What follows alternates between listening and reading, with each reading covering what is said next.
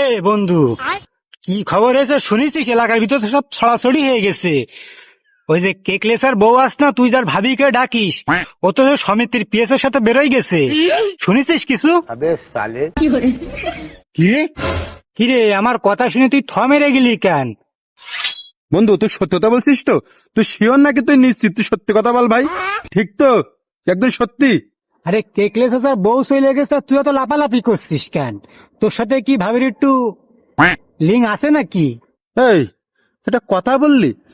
ও কেকলে হয় আমার চাচা, আমি শখ করে তার বর ভাবি করে ডাকি, তার মানে এই না যে তার সাথে আমার লিঙ্ক থাকবে। আচ্ছা বন্ধু, ঘটনা হচ্ছে কি, ও তো আমি 500 টাকা হালা দিলাম আগের দিন কো। এই টাকা তো মনে হয় আমার গোয়া মারা গেছে, চলে গেছে। তুই সত্যি কথা বল না ভাই, 500 টাকা আমার। ও, তোমার আগের দিনকে আমি 200 টাকা চালাম, তুমি আমার দিলে না। চাষি থেকে যখন ভাবি হয়ে গেছে, তখন খুব এগলে পিরিত হয়ে গেছে। যাও রড খাও তুমি। বন্ধু, 500 টাকা ভাবি, এই চাষি ভাবি নিয়ে গেছে, তা যে গিয়ে ওতে আমার কোনো আফসোস নেই। আচ্ছা কিন্তু ভাবি কি একবারও আমার কথা ভেবলো না? সে কি আমার কথাই একবারও মনে করতে পেতো না? কি দিইনি তার, আমি কি দিইনি? কি দিসনি মানে? ও তুই সব দিছিস, আর ও তোর রড দিয়ে গেছে। তোর কাছে 200 টাকা চাইলাম, দিসনি। বস এবার ঠেলা থাক তুই।